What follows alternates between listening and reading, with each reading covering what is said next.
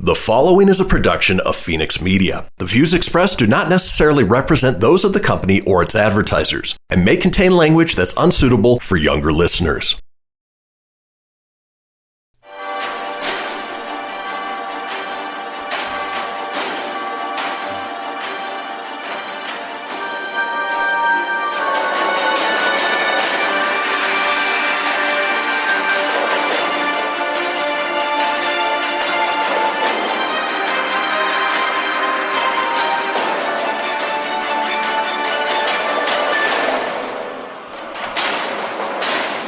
Hello everybody and welcome to the very first episode of our brand new show, Fenix and Filippo Pop Culture Chaos. Now, if you were a fan of the Christian Fenix radio show prior to this, you'll recognize, a lot of similarities. But in going back with Tony, my co-host, who obviously you don't see here right now, his schedules, my schedules, really working on trying to get those to sync up. So we decided to kind of take a amalgamation of the two shows that we do, the Proton Pack podcast and the Christian Fenix radio show, smash them together and came up with this, which is our new show, daily, going forward, Fenix and Filippo Pop Culture Chaos. Now, obviously, being that it's pop culture, a lot of it is going to be revolving around the worlds of movies, TV, video games, comic books, fantasy, all the things that you know and love about pop culture, and the things that we love and want to bring to you guys. So with that being said, each day has a different theme. For instance, Mondays are going to be Movie Mondays, Tuesdays are going to be TV Tuesdays, today is Wednesday, so today is Video Game Wednesday, Thursdays are going to be Comic Book Thursdays, and then we have Fantasy Fridays, which includes maybe a little bit of fantasy football as well. So with that being said, our segments have changed a little bit, and happy to bring you guys this very first segment that you'll get day in, day out, that I like to call the Nerd News.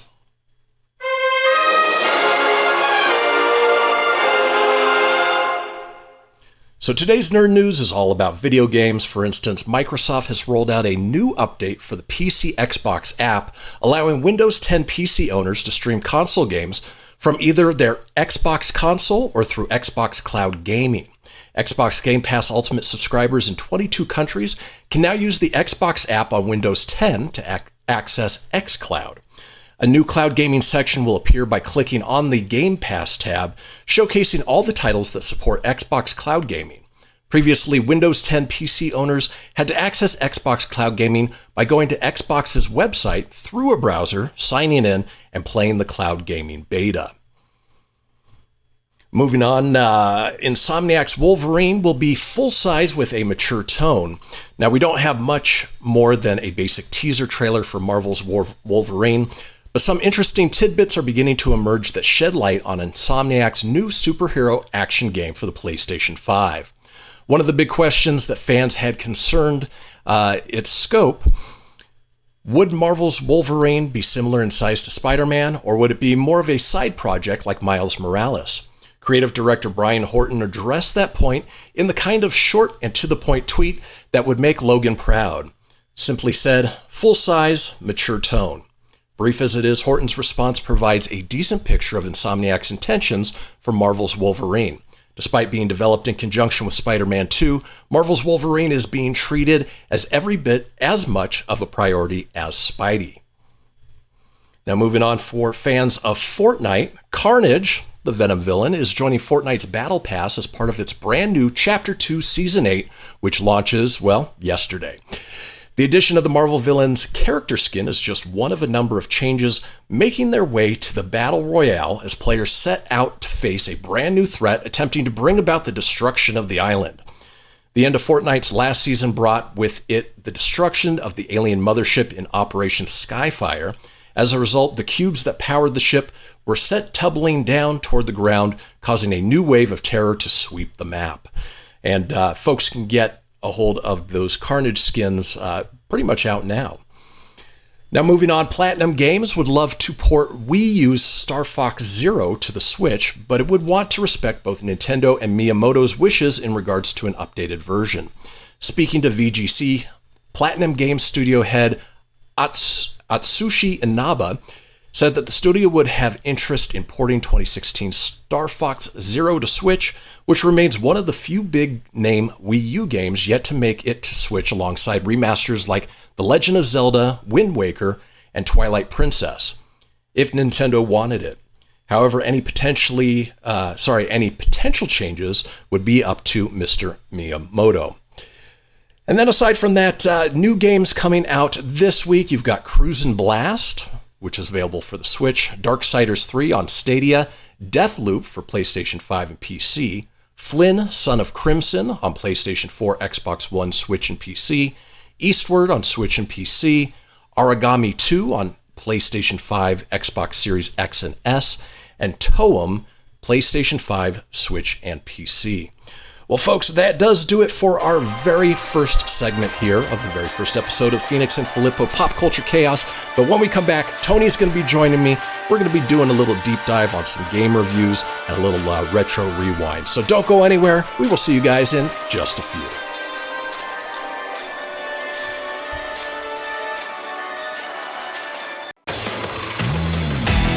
Behold, my precious. Ooh, yeah, let me tell you something right here, It's the Loot Crate subscription box, yeah, full of exclusive loot, fun surprises delivered to your door every month. Just pick up your favorite geeky genre, Daddy. From the original Loot Crate, the Loot Crate DX collectible boxes, dude, cowabunga! To the Loot Gaming video game box. Woohoo! Yee-hoo! Loot Crate Horror Box. What's with kids today, huh? Wowzers! With crits starting as low as $11.99 per month, there's a box just about for all collectors. To get your geek on, head over to phoenixmedia.us/loot crate and claim your exclusive offer. That's FENIXmedia.us/loot crate. Great Scott! Snap into a Loot Crate, dig it? WWE superstar Alberto Del Rio, take one. Behold the angry giant. Try it again, Alberto. Behold the angry giant. Perfect. Good luck tonight. Behold the angry giant. Yay! Read me another one, Dad. This is WWE superstar Alberto Del Rio. It only takes a moment to make a moment. Take time to be a dad today. Visit fatherhood.gov, brought to you by the U.S. Department of Health and Human Services and the Ad Council. Most of my family, they never graduated high school, so I'm trying to break that barrier. My daughter, Brooklyn, was also a motivation for me to go back to school. Every day after work, went straight to school, and it paid off. At age 26, Kareem finished his high school diploma. I could not have done it alone. I see the future is really bright for me. No one gets a diploma alone. If you're thinking of finishing your high school diploma, you have help. Find free adult education classes near you at finishyourdiploma.org. Brought to you by the Dollar General Literacy Foundation and the Ad Council. So I'm a cat, and I just moved in with this new human, and she's got this little toy she's always playing with, all day long. Tap, tap, tap, tap, bloop, bloop. She can't put it down.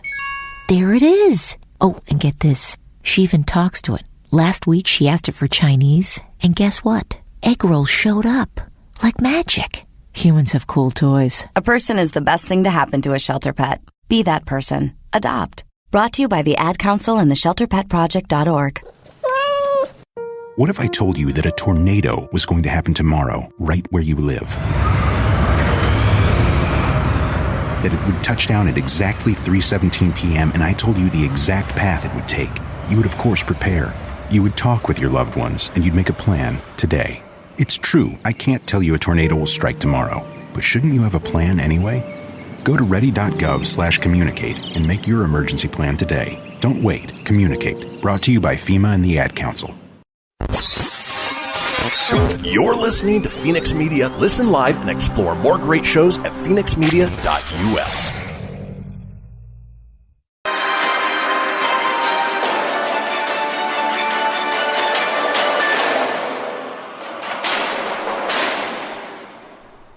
Hello, everybody, and welcome back to Fenix and Filippo Pop Culture Chaos. Yes, this is the first episode of the brand new show, the brand new format. And if you watched our first segment, well, you'll recognize a, not brand new, but a new face from the first segment. Yeah, we got Mr. Filippo himself. Tony, say hey, Tone. Hey, it's good to be here on the inaugural Fenix and Filippo. We dropped the sand to make it easier, so it's just Filippo. And, we did away with the spark after the Christian Phoenix radio show. We're back to bring you pop culture chaos, man. I'm excited to be a part of an all pop culture show. It's taking the best and fun elements of our Proton Pack and the fun, wacky, zany stuff we did with Phoenix and kind of make it into one standard show. I don't know how it goes, but happy to be here, man. Giants clinch. They're in the playoffs, so feel like this is a show we can talk geeky, nerdy. I think we smuggle in some sports here and there, I'm sure. I don't know, but I'm pimping the Giants today. There you go. Yeah, for Fridays, we're talking Fantasy Fridays. Fantasy football is part of it. We can include baseball in that as well. But today being video game... playoff ball. Exactly. Today being Video Game Wednesday, it is all about video games. Now, I dropped the nerd news on you guys here in this last segment. Well, this segment is something that I like to call Deep Dive. I've got my notes here. Daily Deep Dive, and we're going to be... Daily Deep Dive. Yep. And we'll be reviewing video games. In this case, Tony and I both chose one video game to review. Again, as the name implies, it is a deep dive. So, you know what? Let's go ahead and get on into it with today's Daily Deep Dive. Well, that's just like your opinion, man. That is our opinion, man. Thanks, dude. All right, so first up is a game that I chose. Now, Tony, are you familiar with P2E games? No, I'm not. So is that weird? I don't know what that is. P2E is basically play to earn. So play to earn is any of these mobile games out there that, you see commercials for where, people are like, it's like Candy Crush, but I make 3 cents. What I'm talking about are blockchain games. These are games that pay you cryptocurrency. You can invest in certain characters, lands, whatever it may be, which gain in value as the cryptocurrency goes up and about. And this game in particular that I wanted to talk about is an NFT game. Probably the biggest one out there is a game called Axie Infinity, which is a kind of like Pokemon, but it's very expensive to get into. You have to have 3 of them. On average, it costs you $300 just to get one little Axie, which is equivalent to a Pokemon. And so you're talking at least $900 to get started. This game that I'm talking about is a game called Gods Unchained. Now, Gods Unchained actually comes from the main creative director and, what did they call him? Principal designer from Magic the Gathering. His name's Chris Clay. He worked with a blockchain company. And it is a online digital trading card game, very similar to Magic the Gathering, where you battle back and forth. And the nice thing about this is once you go through the tutorial, they give you 3 packs to start with. So you get packs, they're completely randomized, and they have different values. So, if you get a rare or an extremely rare, that's something that's collectible, that's tradable, something you can sell for cryptocurrency. And the game itself is a lot of fun. If you've ever played Magic the Gathering, very similar, where you've got your deck, certain number of cards that you pull out, play, you battle against the other person. There are a lot of little intricacies as far as, knowing what to do to defend or to attack. But ultimately, if you played Magic the Gathering, this is easy to pick up real quick. And it can earn you some money as well. And so I've been fascinated with these NFT games. This one, obviously, similar to Magic the Gathering in that you've got creatures that are from, mythology and different spells and things along those lines. Almost a total ripoff, but at the same time, different. Obviously they came up with new characters and little different ways that the mechanics work. You don't collect physical cards like Magic the Gathering. So if you've got, the Purple Lotus or White Lotus, something like that, that's worth a ton of money if you still physically have it. These are all NFTs. And so an NFT in terms of blockchain are what are called non-fungible tokens. So each card that you have is one of a kind. Obviously, they may make multiple different versions of it, but there's a cap to that. And so that's how they earn value, and you can trade them out. And in the meantime, you go against other people, you earn credits, you earn money that you can then use to buy more packs, or you can just buy more packs out of your pocket with your crypto wallet. And then from there, you just keep trading and build up that blockchain cryptocurrency value. And, it's a fun way to not only learn about how blockchain works, how cryptocurrency works, if you've ever wondered about Bitcoin, but it's also a good game to boot. And so the graphics are beautiful. You can play it on your desktop. I don't know if there's a mobile version, but who knows? So in any case, it is from a developer called... what are they called? Immutable X. So if you go to Immutable's website, or if you just type in Gods Unchained, you can set up accounts, you can set up crypto wallets, you can get started. And I'll post a link in our comments section on the social media. So that way you guys can, go directly to it if it's something you want to check out. And the nice thing is it doesn't cost you a dime to get started, unlike a lot of these other P2E games. So in any case, you're not dropping $300. Jeez Louise. Right. Yeah. And it's, obviously when they started out, they were a lot less, but the people who got in right away, they're making bank right now because some of these axes cost tens of thousands of dollars, which is absolutely nuts. But just to get a starter one, it's like $300 to $400 per. You need 3 of them. So if you want to get into it, I would recommend Gods Unchained. And then from there, as you build your crypto values, then you can trade that for the Axie stuff if you're a big fan of like Pokemon Go, or you want to raise or breed Pokemon, which are Axies. So, Tony, is that something you'd check out, or? Well, maybe I'd try it. I mean, especially if you can earn some money doing it, why not? At least you're getting paid to... or at least something for trying to unlock. Because I think at first when you said PTE, I was thinking is that old school games, like you had to unlock levels, unlock characters, stuff versus buying them, you're actually playing through to unlock them. So, I was never a big Pokemon guy, but, I definitely would at least try it. It's not my typical type of game, but neither is the game I'm going to review after when we get into that. It's not something I normally would go to. So, yeah. Well, speaking of which, let's go ahead and roll over to your game. Of course, that game is one that was just released, last week, specifically for the Nintendo Switch. We are talking WarioWare. Get it together. I didn't realize that this is WarioWare. Get it together, for the Nintendo Switch. This is the 9th WarioWare game?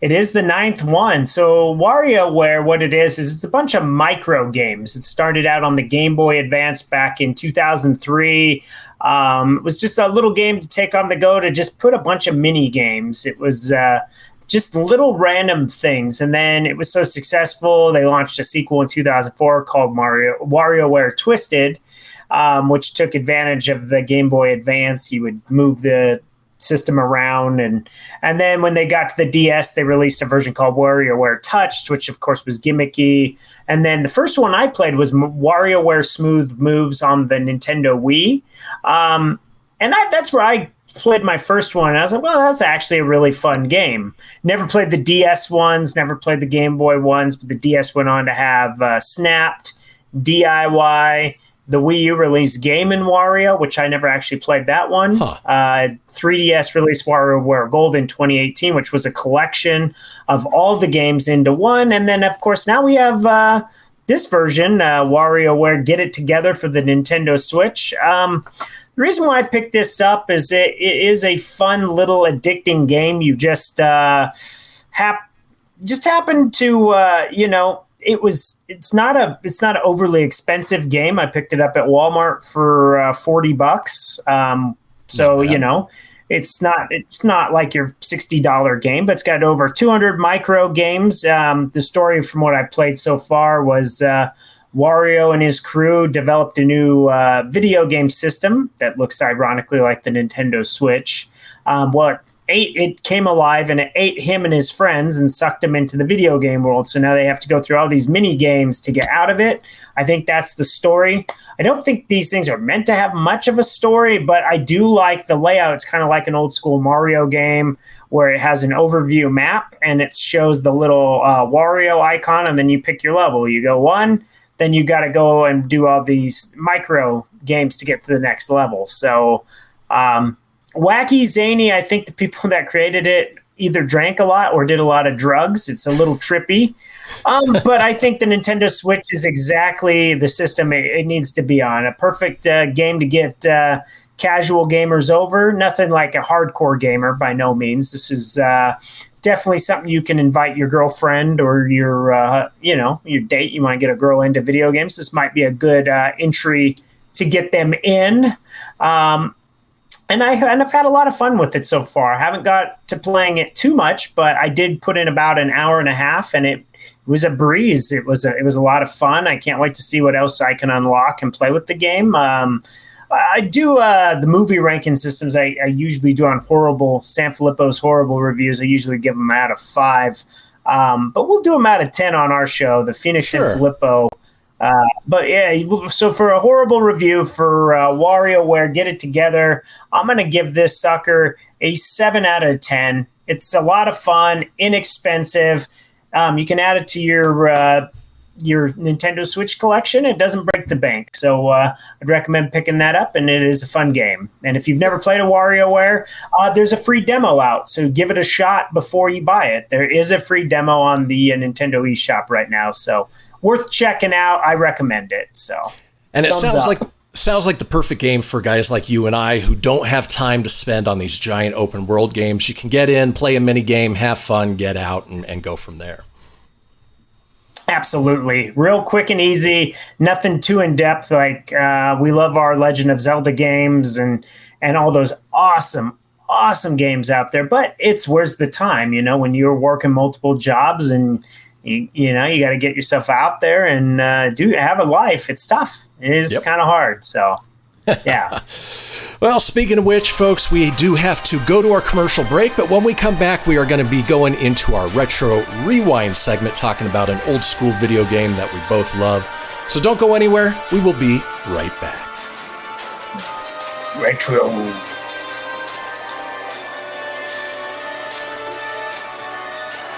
Allison is perfect. I mean, she'd never tell you that. She's humble and perfect. She likes everyone. She even likes her untidy roommate's weird guinea pig.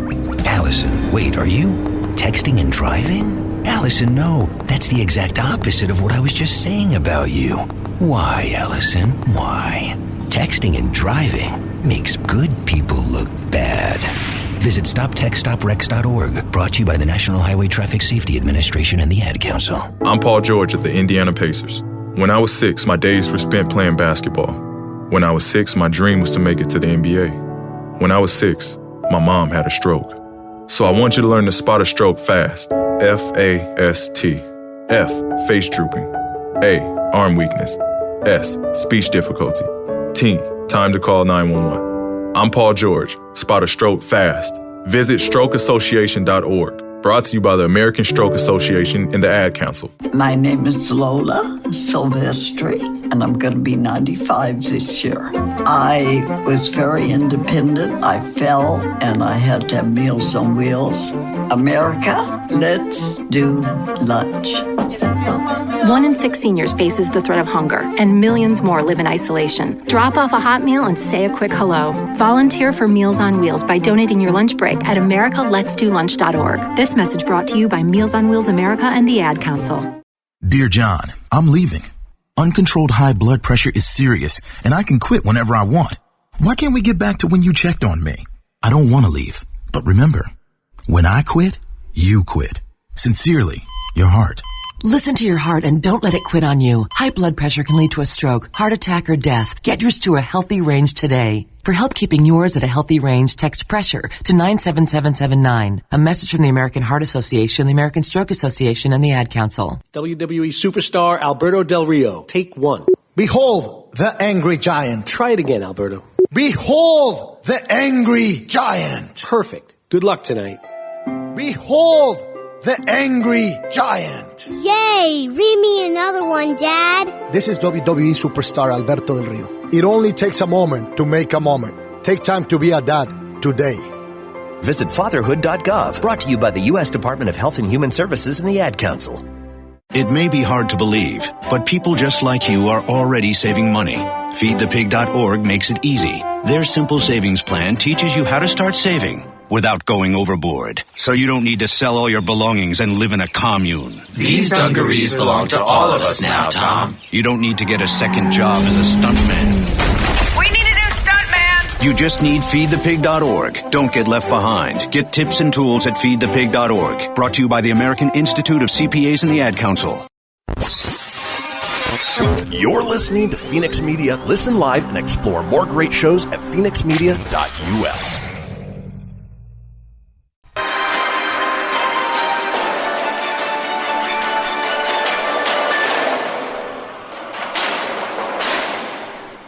And welcome back, folks, to Fenix and Filippo Pop Culture Chaos. That's going to be a mouthful for a while until we get used to it.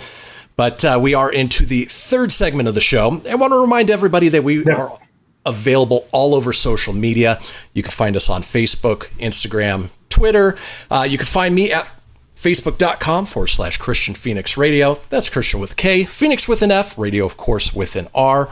Or on Instagram and Twitter at Phoenix Media Radio. Tony is available, and we're switching his page back at facebook.com/Filippo81 or on Instagram at Tony.SanFilippo81.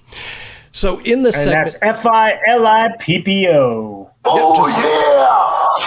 Just look in the upper corner. You can see the spelling of that. Fenix and Filippo PCC, baby. So in the third segment of each show, depending on the day, we're doing what we call Retro Rewind, where we take a look back at a classic, in this case, a video game that we grew up with, loved, and talk a little bit about it in an open discussion. So, you know what? Let's go ahead and get into our Retro Rewind. Of course, that's a mouthful to say all by its own.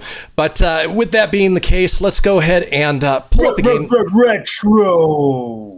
That if you grew up a kid of the 80s or 90s, you couldn't go to a bowling alley without seeing anywhere. And it's making a big comeback in big ways that we'll talk about here in just a second. But let's go ahead and show you the opening of this game before we get going. So here you go.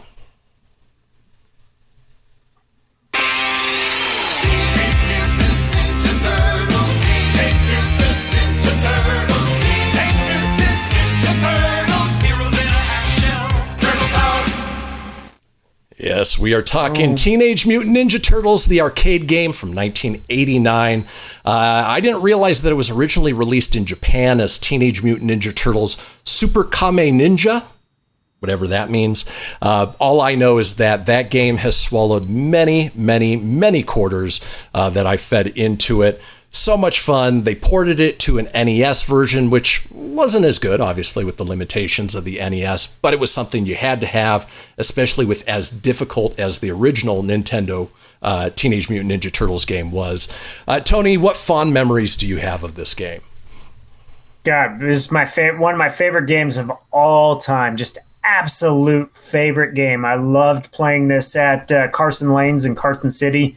When my parents would bowl on Friday nights, you'd find me on the TMNT arcade cabinet, man. Many, many quarters spent there. And it's a game today I love going back and playing. I remember when it was ported to the Nintendo, my mom went out of her way, got that for us for Christmas. Well, mainly me. It's not like my sister was really into it, but it was called Teenage Mutant Ninja Turtles 2, the arcade game on the Nintendo. Had a few extra levels. But I remember geeking out. I'd get my Nintendo Power magazines, and I would just get geeky knowing that it was coming to the Nintendo. And yeah, it was not graphically as good as the arcade version. But when we got to adulthood and then you came across emulation and you got to replay it at home, that was awesome. Loved it when they re-released it on the Xbox 360. Granted, it was a little different, but just the fact you get to play it again and it was online. This is a game that absolutely 100% would be awesome if they brought back to current systems. Would love to see it on the Nintendo Switch. Would love to see it on all kinds of different, platforms as a something that today's generation could play, because the Teenage Mutant Ninja Turtles are still popular.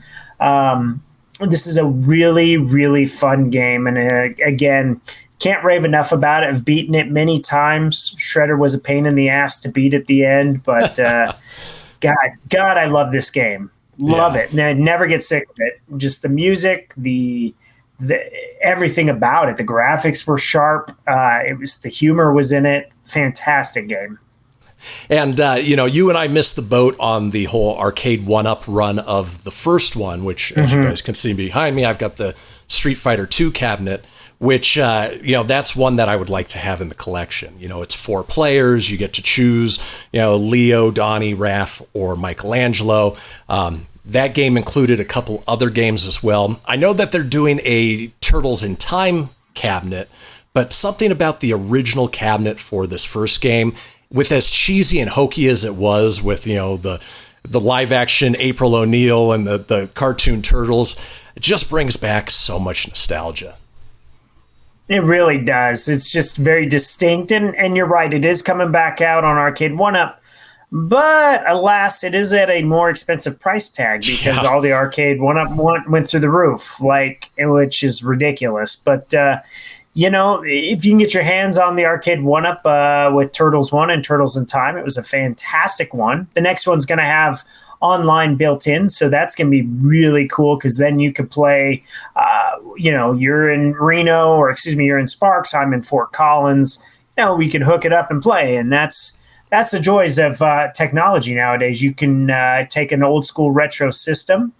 I will have to knock the one-up price for the new one. It doesn't justify a $700 price tag, but $300 to $400 made more sense. But I get it. Things are expensive to make nowadays, but that's why I say just release it on consoles. Your audience is more vast. It gets it out there more. Exactly. And that's the thing, I had mentioned it earlier that, there's this sort of retro revolution now that a game that we've talked about previously on the Proton Pack podcast, and something that we're really looking forward to is Teenage Mutant Ninja Turtles Shredder's Revenge, which goes back to side-scrolling beat 'em up, very much what you know from the original arcade games, but more. They've got Emu, who is developing it. They did the Scott Pilgrim versus the World arcade game. And they just released, 2-3 weeks ago, that April O'Neil was going to be a playable character. And I have a feeling that we're going to see more and more playable characters come out for that game just to up the replay value. Oh, absolutely. Would it be fun? Unlock more characters with different moves. Maybe it does a little different things. It's kind of like fighting games. I'm sure one day we're going to talk about Marvel vs. Capcom 2, so I'll save my long story for that. But it was the unlocking the characters. It's the replay value. Doesn't matter how many times you and I have beaten Teenage Mutant Ninja Turtles arcade game. It is just so fun to go back. You're not going to play it every day if you beat it, but it's still a game that I get the itch to play to this day, And then it's not one of those games where I'm I don't really want to play that game. It's a lot of the times it's God, I wish, I have it on the Xbox 360, but it's man, I wish it was just out on a modern day console.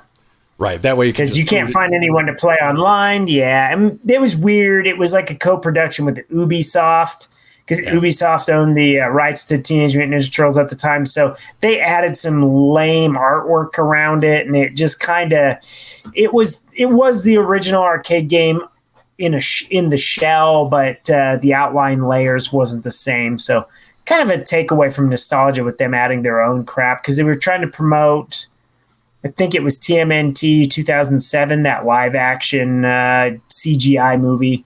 Yeah, so they went with that art style, and it was just, no. Now, Tony, when it came to the original and Turtles in Time, was there one turtle that you had to be every single time? Oh, yeah. Well, I love Michelangelo was my guy. So he was always the one growing up I wanted to play. Now, as an adult, I actually found you are better off if you play as Leonardo or Donatello. The reason why is with Donatello's bow staff, man, you get farther reach to hit the foot soldiers. Yep. And then his super move was that one big whack, and you could take more bad guys out with that. Same with Leo. Leo had the katana blades, so you're able to take it out, But growing up, man, I was Mikey all the way. It's just his super move was just like a weird kick, and like his nunchucks couldn't go as far. But aside from that, there wasn't much distinct differences for the Turtles, and I think that's where this new one coming out, Shredder's Revenge, is better because it's going to be built upon like each characteristic of the Turtles. So I'm sure you're going to see Donatello's bow staff does more. Mikey might have something. Technically, Mikey should do some more cool damage, like maybe a side. He can hit you with nunchucks on this side and that side, and you get a double attack that way with it spinning. Same with Raphael and his size, So. And I was always a Donnie guy, one for the reach, but, Donnie was always my favorite turtle anyway because he was sort of the brainy guy. But, they definitely had their advantages and disadvantages when you played. But I'm looking forward to this new version of Shredder's Revenge and getting back into that nostalgia factor. Well, folks, you know what? That does it for our retro rewind. I'll get these rewind on the PCC, baby. With that, Tony's leaving us. I'll join you guys here in the next segment, but we will see him tomorrow, and we'll see you guys in a few minutes. Laters.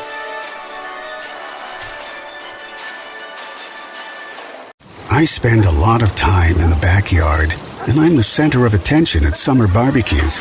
In '96, I made some of the tastiest s'mores. And in '09, it was me, your backyard fire pit, that accidentally started a wildfire when a summer breeze carried one of my embers into some dry brush. Spark a change, not a wildfire. Visit SmokeyBear.com, brought to you by the U.S. Forest Service, your state forester, and the Ad Council. Only you can prevent wildfires. My name is Lola Silvestri, and I'm going to be 95 this year. I was very independent. I fell, and I had to have Meals on Wheels. America, let's do lunch.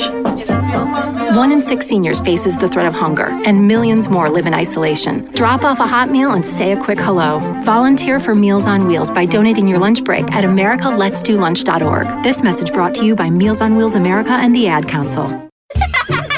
Hey everyone, let's all stop what we're doing and take a moment. You see, every moment can be kind of special. But they could be loud moments, goofy moments, dorky moments, it doesn't matter. Because every time dads like us take a moment like that to spend with our kids, well, it's pretty momentous. So let's take a moment to make a moment. Call 877-4DAD-411 or visit fatherhood.gov. Brought to you by the U.S. Department of Health and Human Services and the Ad Council. Welcome to Calvin's Barbershop. You all gotta see this. I don't even want to know what you're looking at on that phone. Well, you should. I was learning about the dangers of high blood pressure and that we need to get ours checked regularly. High blood pressure can increase the risk of heart attack or stroke, but this text program can help keep it at a healthy range. Just text Barbershop to 97779 to sign up. I'll get right on it as soon as I'm done with this baby panda video. Text Barbershop to 97779. A message from the American Heart Association and the Ad Council. Behold, my precious. Ooh, yeah, let me tell you something right here. It's the Loot Crate subscription box, yeah, full of exclusive loot, fun surprises delivered to your door every month. Just pick up your favorite geeky genre, Daddy. From the original Loot Crate, the Loot Crate DX collectible boxes, dude! Cowabunga! To the Loot Gaming video game box. Woohoo! Yee-hoo! Box. What's with kids today, huh?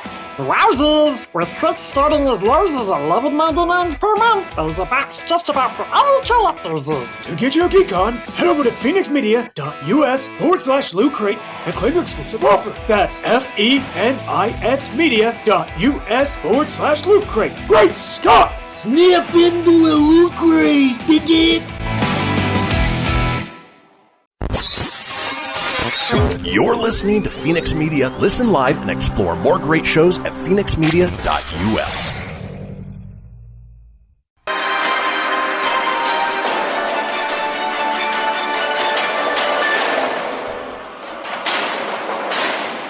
Welcome back, folks, to the fourth and final segment of Fenix and Filippo Pop Culture Chaos, our inaugural episode.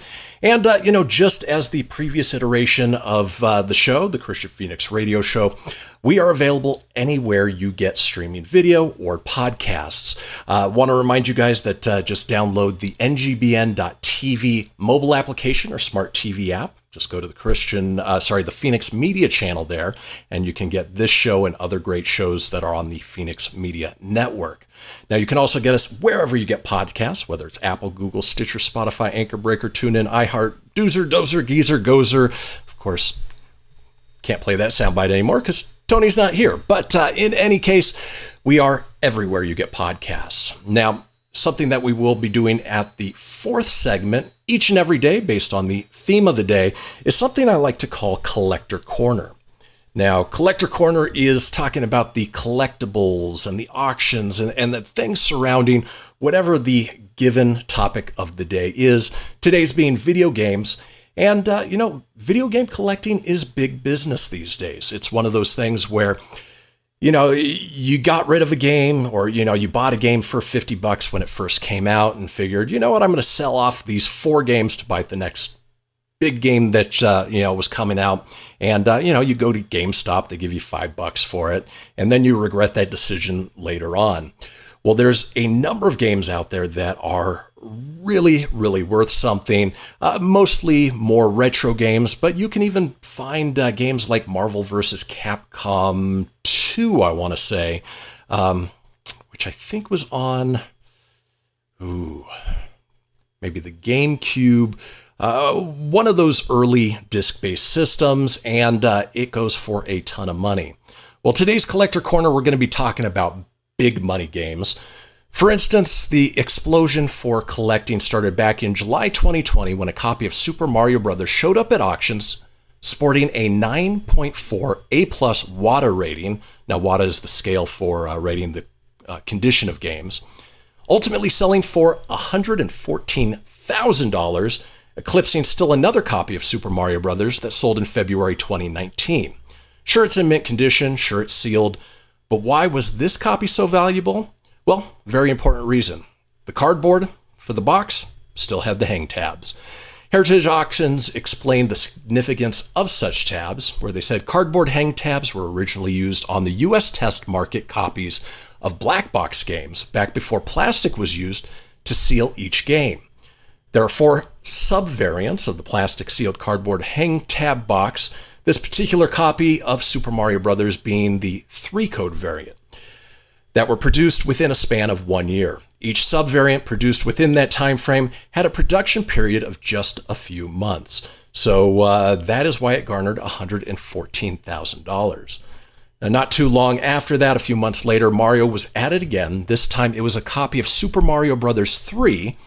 The game sported a 9.2 A+ on the WADA scale, which outpaced the then highest rating for a Mario 3 cartridge, and sold for $156,000. Not only did this specific product sport a higher rating, it featured a short-lived box design that saw Mario's hand obstructed by the word Bros in the title text. Later editions would move the text to remove the obstruction. Heritage Auctions says that collectors have spent years looking for such a version, the earliest in the Super Mario Bros. 3 production history, and usually come up empty-handed. The $156,000 price would go on to hold the record until another copy of the original Super Mario Bros. Exploded with a price of $660,000. God, almost 6 times what the last one did in April 2021. Now, of course, that held the record until July 2021. So for 2 days, the epic run of July 9th through 10th, 2021, The Legend of Zelda held bragging rights over its plumber competitors after an original NES copy sold for $870,000. What got this particular copy of Zelda into such a stratosphere? Well, first, it was obviously a sealed copy. It was also deemed incredibly rare and held in early production status. This particular production variant was limited to only 1987 and was later replaced by the Rev A version after the game's popularity required a boost in production capabilities. Heritage Auctions described it as the apotheosis of rarity, Nothing like a fancy word to get people to pay more for something. For comparison, a lame Rev A version sold for $50,400 back in 2020. So more than 100 times what that one was worth. Now, in July 11th, 2021, less than a month before Super Mario Bros.' $2 million record-setting auction, the medal for most expensive game ever sold went to Super Mario 64. Also at auction, maybe that's implied, as it seems unlikely someone would walk into a used game store to whip out $1.5 million in cash. Yes, Super Mario 64 sold for $1.56 million to an anonymous buyer. The first three-dimensional Mario World, Super Mario 64, went on to sell 11.9 million copies and is the best-selling Nintendo 64 game of all time. The nearest competition is Mario 64 at 9.8 million. Not bad for a plumber just trying to make a living.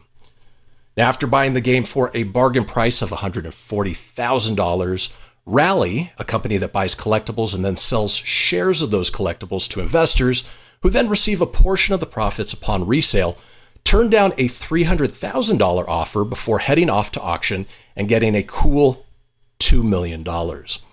We can debate the merits of this process at another time, but still someone had to buy it, and someone anonymously did. And because someone did, Super Mario Bros. Is now, for the third time, the most expensive video game ever sold. Inflation alone almost guarantees someone somewhere will pay more than $2 million for a game someday. Who knows, maybe someone will pay more than $2 million for this same copy of Super Mario Bros., should the anonymous buyer choose to sell.